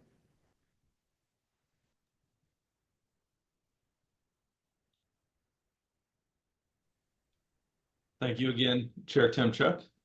Just doing a radio check real quick. Can you all hear me? Yes. Okay, thank you. My computer doesn't like me switching my setups, and so I keep having to change my settings. As for the financial report, I really tried to be explicit in the opening paragraph to save you all having to read through a report that basically reads exactly the same as the month before. But we are really on the exact same trajectory we were on at my last report. I haven't seen anything in the numbers for the month of February that would cause me to change any of the projections as far as where we're going to land with fund balance, overall expenditures in our appropriations categories. And so things just continue on. And probably the main thing to note is the board approved an interfund loan. We have not transferred those funds, and we will not transfer those funds unless it becomes necessary, and that will be at the end of the year. So the general fund report does not include a transfer out for that interfund loan. And so, of course, if we do end up needing to utilize that, that will affect the ending fund balance on the general fund. As far as the special revenue fund goes, just like last month, we are in the normal rhythm of business, if you will, in terms of experiencing expenditures and then submitting claims on a quarterly basis. So there won't be any major updates on that until our Q3 claims go through with the state. And so that will be reflected likely toward the end of April, maybe into the May report is when we will see those revenues coming in and being reflected in our financials. But overall, the special revenue fund is cash positive, and the agency as a whole is in a strong financial position. Great, thank you. Questions from the board? Ernest? Yes, hey, Jordan, good job, nice and succinct. That interfund loan is going to be paid back this fiscal year, correct? The interfund loan would not be paid back in 1 year. If we do utilize that loan, the plan for repayment is through proceeds from the sale or leasing of the current Hillsborough Early Childhood Center facility. There would be a whole process involved with that in terms of bringing it to the board, declaring the facility surplus, getting authorization to go to market, and then getting authorization for sale once we get offers. And so there's a lot of steps in the process if that were to happen. I do think that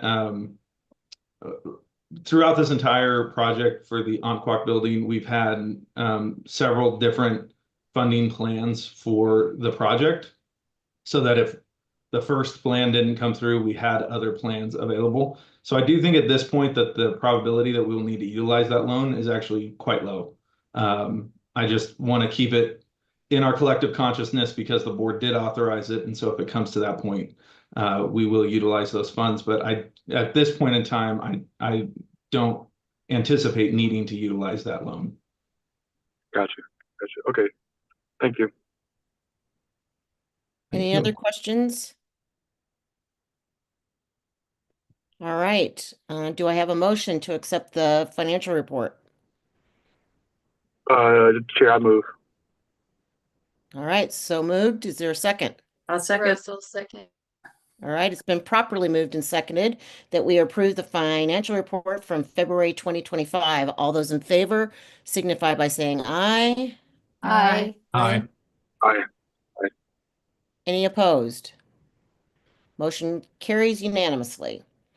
All right, the next order of business is to adopt Resolution 25-008 for Neurodiversity Celebration Week. And Lawaru, are you here with us? Floor is yours.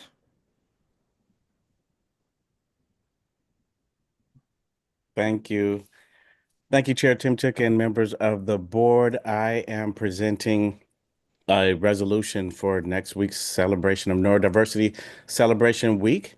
And I'll just read through. As per usual, we've curated a variety of resources at the end that are a combination of everything from movies to podcasts to books that we recommend as resources for both use for personal development in understanding and connection on neurodiversity, as well as working with our students and having both education as stronger in terms of the work that we do, our understanding of the specialty that we have as an ESD related to supporting our neurodiverse community members.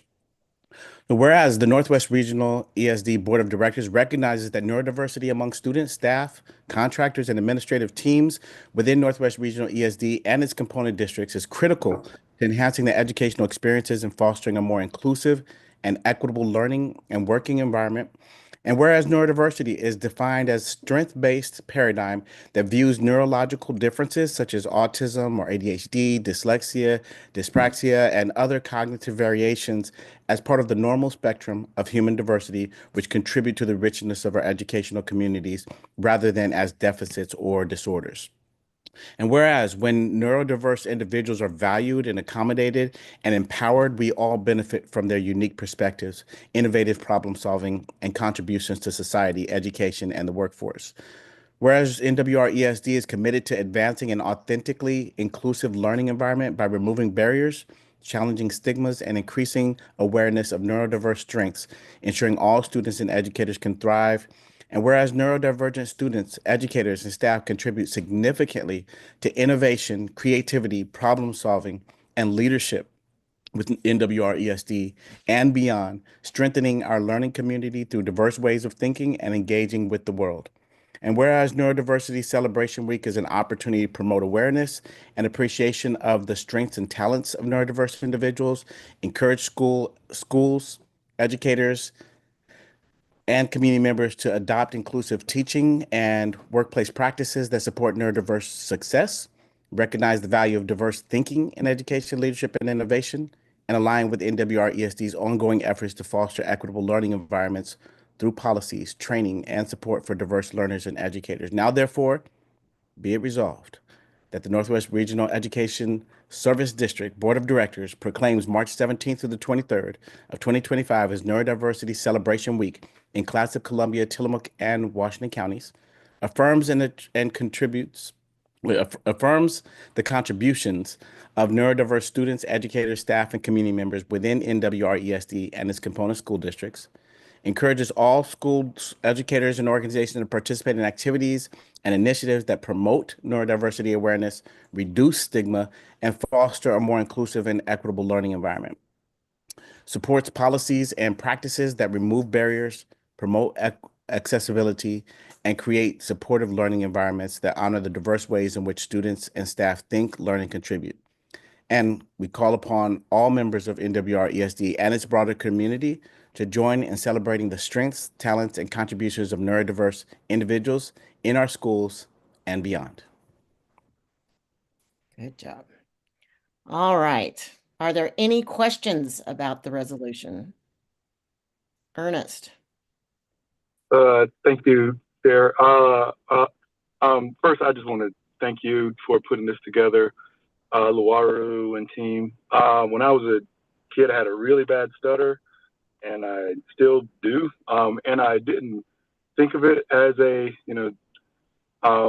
any sort of neurodivergence, but as an adult, I've learned differently.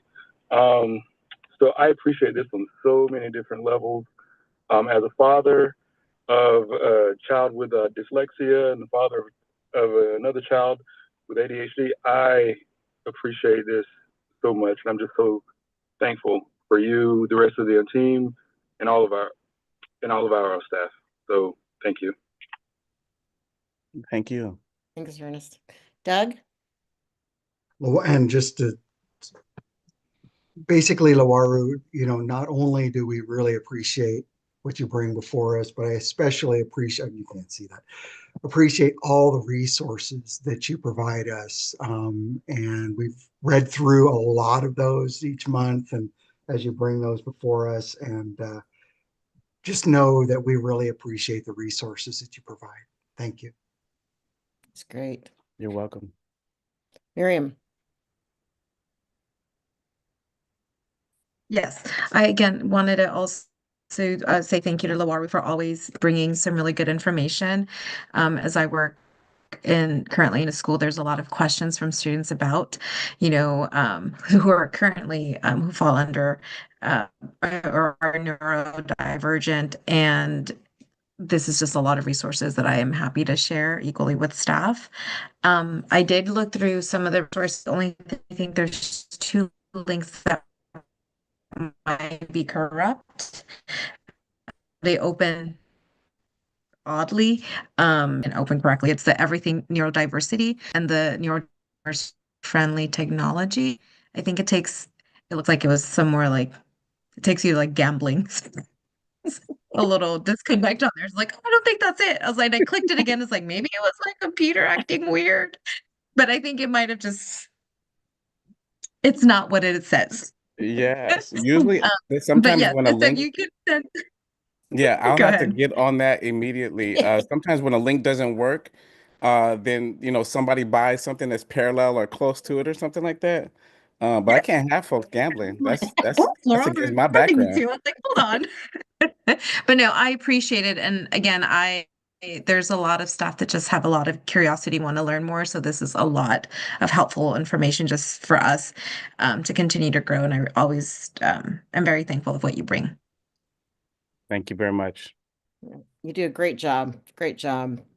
So with that, can I ask for a motion, please? Yeah, I move. All right, Ernest, so moved. Is there a second? Perfect. I'm also neurodivergent. I will second. A lot of good comments. That's great. So with that, it's been properly moved and seconded that we adopt Resolution 25-008 on Neurodiversity Celebration Week. All those in favor signify by saying aye. Aye. Aye. Any opposed? Motion passes unanimously. Thank you very much. And Thank you. our last action item is to approve. And I've heard these called RENs. I've heard REN. I'm anxious to hear what NREN, what if you say the word Educational Advancement Council application. So Jerome and Julie, set us straight. How do you say this? So the REN stands for Regional Educator Network. So ours is the Northwest REN, so we say NREN. NREN. Got it. Yes. NREN. Yes. Not to get confused with Enron, but NREN. Got There it. it is. You got it. Thank All you. right. So good evening. I'm looking at the time. It looks like I have about 60 seconds to do this. So let's see how fast I can get this done. So good evening, Chair Timchuk, Board of Directors, and Superintendent Goldman. I'm Jerome Townsend, Director of Instruction. I provide oversight over our regional educator network. And here with me is Julie Swanson, who you've met previously as well, who's our NWRESD coordinator. So we're here tonight to ask that you approve our regional educator draft network plan for the 2025 to 2029 years as required by the Educator Advancement Council. So within your packet, we have provided the draft NWRESD plan, including some budget estimations, as well as a slide deck. Now, I will point out that Julie created this slide deck so thoughtfully with you in mind, in order to give you a brief overview of what you see within the REN plan, to make sense of it because it's such a long document. So shout out to Julie, and I will only take a few minutes to reference some of the important information within the plan and the slides. So I'll be kind of giving an overview of the overview. All right. So as you're aware, through our previous presentation, as well as documents provided for you in the executive session packet, our NWRESD has been extremely busy preparing this plan. That includes us partnering with 6 different NWRESD design teams to develop professional learning plans to address disparities, disproportionalities, and predictability in disaggregated educational outcomes. Now, that's for both adults and students. And this is to ensure progress towards a more just and equitable school system. It's also important to point out that the funding allocations for REN grants are not yet final, and current projections are based off of the roughly $6 million in funding that was awarded in this current biennium. So in accordance with EAC guidelines, the purpose of this REN plan is to document how we will implement the continuous improvement process that in turn will be submitted to the Educator Advancement Council for approval. So the REN plan articulates our region's approach to developing and investing in systems of support for educators. And the requirements of this REN plan, according to Oregon Administrative Rules, they're highlighted within your packet, so I won't read through those also. But through our continuous work in collaboration with multiple partners, receiving input, feedback, voices from educators, utilizing data from integrated guidance, partnering with our coordinating body, and the use of educator surveys, we have identified 3 main categories that will be the focus of our educator support and student outcomes. And those categories are climate and culture, growth and development, and professional learning. So we will be facilitating funding for the following supports under these categories, which include mentoring, our Grow Your Own programs, equity and family partnerships, early learning, early literacy, and our instructional coaching network, which you can see an overview within the REN plan provided, as well as a general overview within the slides that talks about what those outcomes, those metrics, and what these particular projects would be offering. So the purpose of the funding allocations are to cover the cost associated with the project implementation of the design team's professional learning plans. And you can reference those guidelines within the REN plan document, as well as being noted in the budget estimation plans. So in this upcoming 2025-27 biennium, we will be focused on a regional approach so that all districts will have access to the 6 projects. The projects will be data-driven with identified outcomes for educators and students. The intended outcomes will include educator demographics, closing achievement gaps, as well as collective and teacher efficacy among educators and school staff. So you'll also see in that slide deck as well, we have some next steps as far as our coordinating body reviewing the learning plans. They make a recommendation to the sponsoring organization, which is our ESD, and the NWREL staff will complete our application for the EAC, which is now due in May versus in April. And also our 25-29 plan will be submitted to the Educator Advancement Council, which we're asking you to approve preliminarily tonight. And final grant amounts will be shared following the announcement of the governor's budget. So with that being said, we're extremely excited to enter into this new biennium. And although numbers are not final, we're asking that the current estimations and projections for this 25-29 REM plan be approved by the Board of Directors, and we'll be sure to provide updates to the plan and funding as received by the EAC. So at this time, I believe I have Julie here with me. If there are any questions, the floor belongs to you, Board. All right, board members, do you have any questions?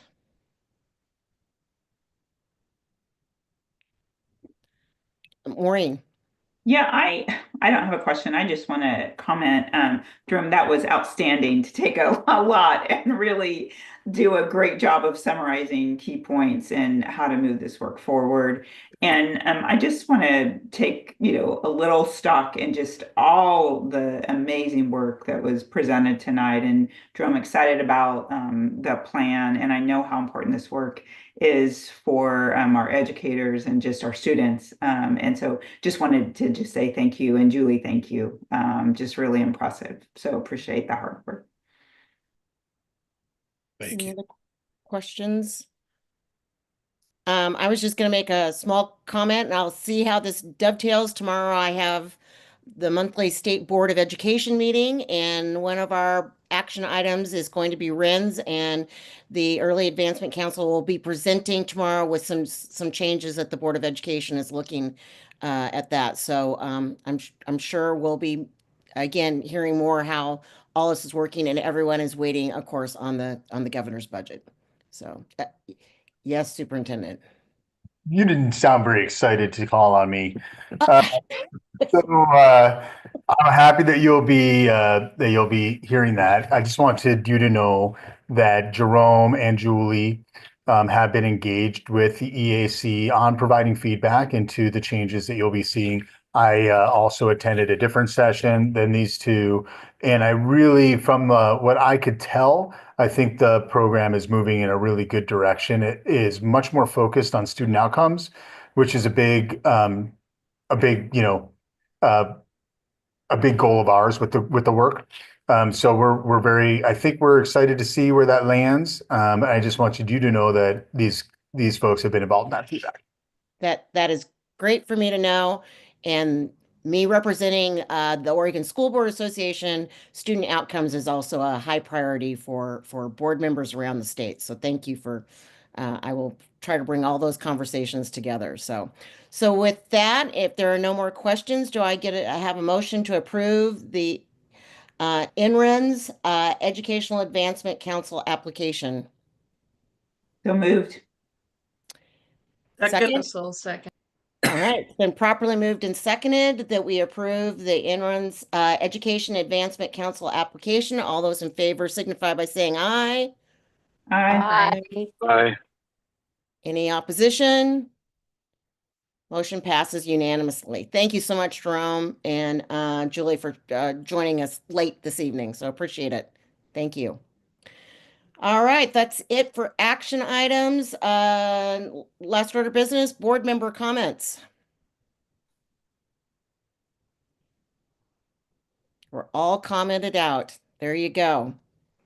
All right, next time we are together is April 9th at Seaside. I'm sure Doug's gonna put on a big seafood spread for us, and we're gonna be living it up on the Oregon coast. But we look forward to seeing everyone in person, if possible. And we're gonna hope the weather's not all the bad weather is over and we're into spring and summer. But I appreciate everyone being here this evening and all the great work. And with that, we are adjourned. See you, everybody. Hi, everyone. Bye, everybody. See you, everybody.